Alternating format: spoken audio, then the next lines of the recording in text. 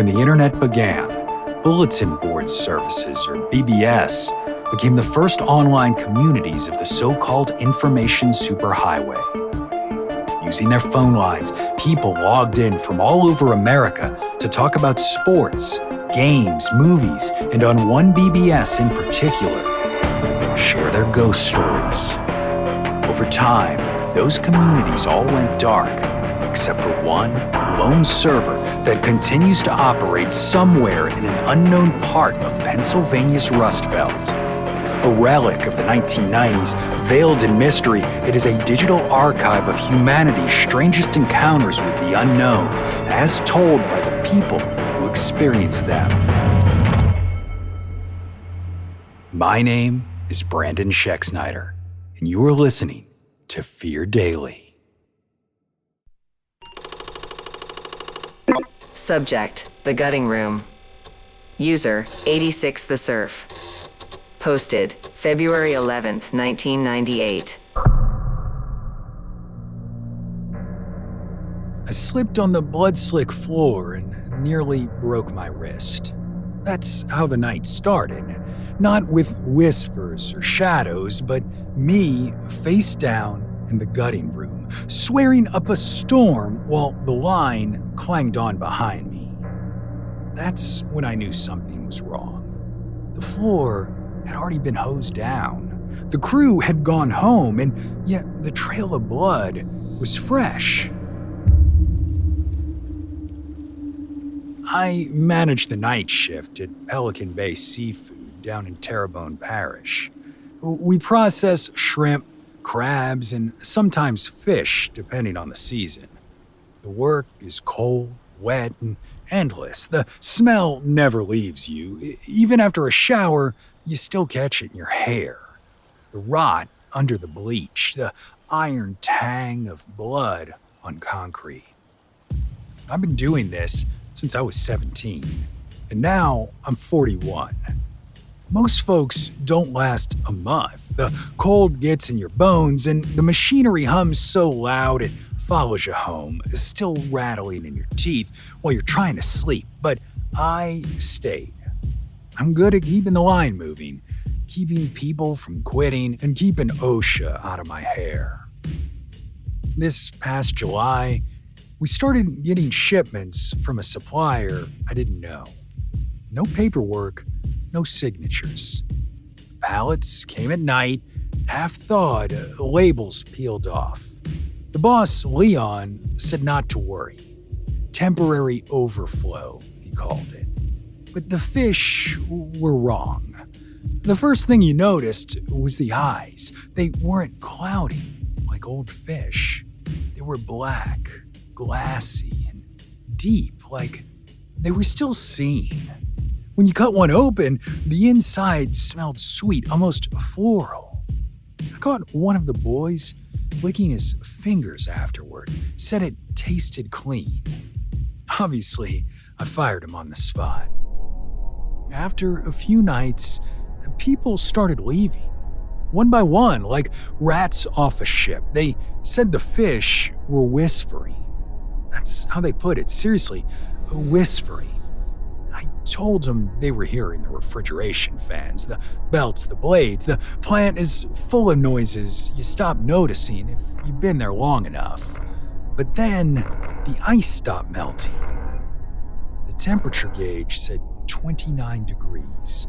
But the piles of ice in the gutting room never dropped. The surface just turned glassy, slick like frozen soap. When I picked some up, it burned through my gloves, left the smell of ozone in the air. I threw it in the waste bin and pretended it didn't happen. By week's end, there were 6 of us left. Me, Leon, and 4 workers who didn't have anywhere else to go. We stopped talking during shifts. Everyone moved slower. The hum of the machinery felt heavier, deeper, like a heartbeat. That Friday, the delivery truck came again. No headlights, just rolled up out of the fog. Two men I'd never seen climbed out, both wearing aprons clean as snow. No clipboards, no words. They wheeled the pallets in themselves, left them by the freezer, and drove off without a receipt. When we unwrapped them, the fish weren't fish anymore. Not really. The bodies were human length. Gray-pink, slick, and hairless. No fins, no scales. The torsos were almost right, but the mouths ran too far back, curving up into slits where ears should be. No eyes, just smooth skin stretched over bone. Leon said we'd dump them in the bay come morning, but the moment we shut the cooler, the power flickered. I told everyone to clock out early. I'd stay, make sure the compressors came back online, but when I went into the breaker room, the hum stopped altogether. No motors, no fans, just that soft, wet breathing from behind the cooler door. I told myself it was pressure release, but then the door handle started to turn. The cold coming out of that room wasn't like normal cold. It was thick. It stuck to your teeth when you breathed. My flashlight hit the pallet and showed handprints on the plastic, pressed from the inside out. Leon must have come back because I heard him yell, "What in God's name?" before the light blew. When it came back on, he was on the floor. Wasn't moving, and something stood over him. I only caught it for a second. Arms too long, back arched like a bow, but the skin was wrong. It shimmered, same gray-pink tone as those bodies, but alive, wet, and pulsing. I ran, locked myself in the office, called the sheriff, no answer, tried again, line dead. All I could hear was static, like something breathing through the receiver, and then came the smell, salt and something else, like rust and lemons. It filled the whole office, seeping through the vents. The floor got wet under my boots. I looked down, and a trail of water was snaking in from the hall. I followed it with my eyes, and when I looked up, the window into the plant was fogged and something moved behind it. It pressed a hand against the glass. My hand.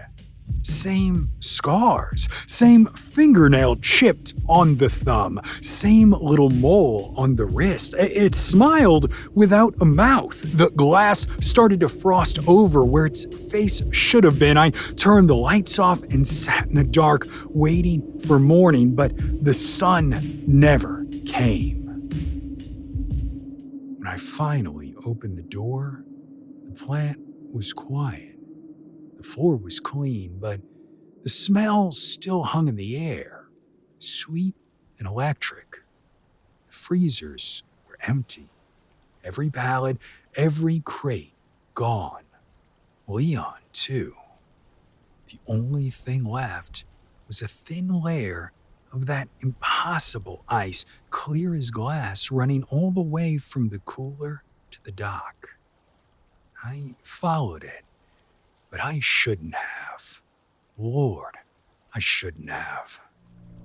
Outside, the fog was so thick it might as well have been a wall. The trail of ice led straight into the bay. I got close enough to see the water, flat, black, and still, and then I saw my reflection, not standing the way I was, not breathing in rhythm with me, just smiling, skin tight and gray-pink, its mouth stretching wider and wider until it broke into a seam.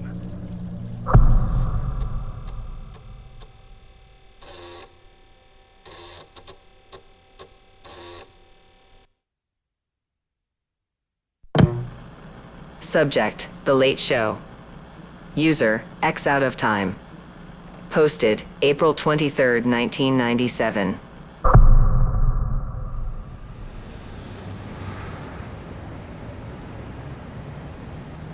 I first fell in love with Chicago at the age of 15. The town I grew up in wasn't bad so far as places go, but it was limited. There was one movie theater that played one movie at a time, often for 2 weeks, and if you wanted to go out for dinner, your non-hamburger options were Italian or Chinese. I didn't dislike it, but there was always this vague notion in me that I wanted more. When my parents finally brought me to the city for the first time, I understood at last exactly what more was, and that Chicago was where I was meant to live my life. Being that my dad was an only child, my only aunts and uncles came from my mom's side, where there was a brother and sister, my Uncle Kevin and my Aunt Gloria. Gloria was the baby of the family, and from the way everyone talked about her, you got the impression she had never really fit in. Bookish was the way Mom referred to her, and uppity was how Uncle Kevin put it. She herself had moved to Chicago the day after graduation, and though it was only a distance of a couple 100 miles, we weren't a traveling family, so she may as well have been on the moon. It was Grandpa Chet drowning in Coralville Lake that finally brought her home. I was 13 then, and she fascinated me. Aunt Gloria was thinner than Mom or Uncle Kevin by a lot, and spoke about things like movies or books in a way no one else around me did. It was like she saw not just what they were about on the surface, but their hidden meanings. No one else really seemed to want to hear about any of it, but I couldn't stop asking questions. We really bonded over the couple days she'd come to visit, and before she left, she told my mom that if I ever wanted to come visit her in Chicago, all I had to do was get on the Greyhound, and she'd do the rest. In the fall, when the teacher strike delayed the beginning of my freshman year and seemed like it was going to go on forever, I asked my mom if I could take Aunt Gloria up on the offer. She hemmed and hawed for a while, but I knew she was sick of having me lay around the house, so she let me go for a week, on the understanding that if the strike ended before then, I would have to come home right away. As the red and brown fall countryside fell away to be replaced by the low sprawl of suburban Chicago, I felt at home in a way I never had before. Street after street of barber shops and bookstores and apartment buildings rolled by, my heart seeming to swell in my chest more with each passing minute. I never wanted to leave. Even the old underground bus terminal couldn't dampen my enthusiasm. If you've taken a Greyhound bus in or out of the city in this year of our Lord 1998, you know the state of the bus terminal, but it's nothing compared to what the one on Randolph used to be like. The fact that it was below ground set the scene better than creeping cello music. It couldn't have been more transparently a portal to hell if Dante himself was walking around offering walking tours. Aunt Gloria looked nervous when she met me on the concourse and hustled me out of there fast without any chit-chat except a warning that I shouldn't speak to anyone. I learned so much in that week. My aunt lived in a neighborhood called Argyle, which had a lot of Vietnamese people who'd come to America after the war. They were so kind to me, and their food was incredible, beginning my so far lifelong love affair with pho. I so badly wanted to be of that place, to feel as though I belonged there, and I was very aware that with my buzz cut and blue jeans, stuck out like a sore thumb. By the time my last night rolled around, I found myself wishing I could stay forever, that I wouldn't have to go home. Aunt Gloria seemed to understand this without me saying it, and to lift my spirits, she said she would take me to see a movie so long as I didn't tell my mother. It was after that movie that my prayers were answered, though I didn't understand it at the time. The movie was I Spit on Your Grave, which had just been released, and yep, I understood why she didn't want me telling Mom I had seen it. If you're familiar with it, let me just say that a young lady is cruelly treated by a group of men for about 2/3 of the film, then spends the final third getting her bloody revenge. It was a lot to take in, so Afterward, when my aunt asked me to wait in the lobby while she used the bathroom, I got so lost in thought that I just followed the crowd of moviegoers out through the doors of the music box. Outside, people were clustered together against the crisp fall air, talking amongst themselves about the movie. I love listening to people discuss art, something that I firmly believe started in that moment as I wandered from group to group eavesdropping. I was so engrossed in the different conversations filtering through the traffic noise that I walked right into someone. The guy was about 6 inches taller than me, and solid enough I bounced right off of him. We apologized at the same time, and I looked up at him. He was maybe 6 feet tall, wearing khaki pants and a black bomber jacket patched with 3 strips of shiny tape. He was completely bald, and I was certain I knew him from somewhere, but couldn't place it. TV, a movie, it was Chicago, I thought, so anything was possible. Before I had a chance to think about it any more than that, Aunt Gloria called out my name from behind the crowd. I turned away for a second to shout back, and by the time I looked again, the man had left. When she found me, I asked my aunt if she knew any celebrities who came to this theater, or if there were any she knew of who matched the description I gave her, but she couldn't think of any. For almost 20 years, I thought about who I might have run into that day, and it wasn't until recently that I finally figured it out. After that visit, I would go back to Chicago every chance I got, and when I graduated, Gloria was there cheering me on. Afterward, we packed up her car and I moved into her spare room in Argyle so I could attend UIC. Almost 20 years later, I'm still here and we're only a couple stops away from each other on the Red Line. We still go to movies together too, usually a couple times a month, although she prefers early shows these days. That's why I was by myself down at the music box for a late showing of Rushmore, threading my way through the previous screening's crowd when someone bumped into me. They were shorter than me by a good 6 inches, which is why I didn't see him at first, but the second I looked down, it all made sense. Standing right there in front of me was me. My hair was god-awful, cut close to the scalp like I was headed into basic training, and my jeans were beat to hell. I stuck out exactly as much as I always thought I had. My teenage self looked up at me, and I remembered exactly how it felt being startled out of my little eavesdropping fugue state, the sense of familiarity just out of reach. Unconsciously, I reached out and felt the shiny strips of tape across the front of my favorite jacket, an old patch job from a knife attack I'd survived just after college. There were so many things I wanted to say to the kid, like stay out of clubs for the first couple years after college if you want to hang on to all your blood, but before I could get a word out, I heard Gloria calling from behind the crowd. It was funny because I knew on an intellectual level that she was back at her place, but I still couldn't stop myself from looking up to see her. It was only for a moment, but when I looked back toward the kid, he was gone. It's strange to think that he might be out there somewhere, living his way toward this moment as I live my way towards whatever comes next, but it's comforting, too.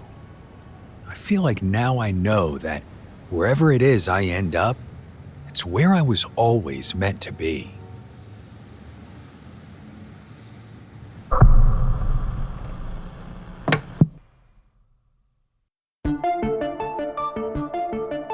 Fear Daily is an independent podcast hosted by Brandon Schexnayder and written by Brennan Storr, with Joanna Smith serving as the consulting editor, audio production by Rachel Boyd, and sound design by Southern Gothic Media. This podcast is a work of fiction. Names, characters, places, and incidents are either products of the author's imagination or are used fictitiously. Any resemblance to actual persons, living or dead, or to real events or locations, is entirely coincidental. Ad-free versions of Fear Daily are available now on your favorite podcast apps. For more information, visit feardaily.com. But move fast before the server goes offline.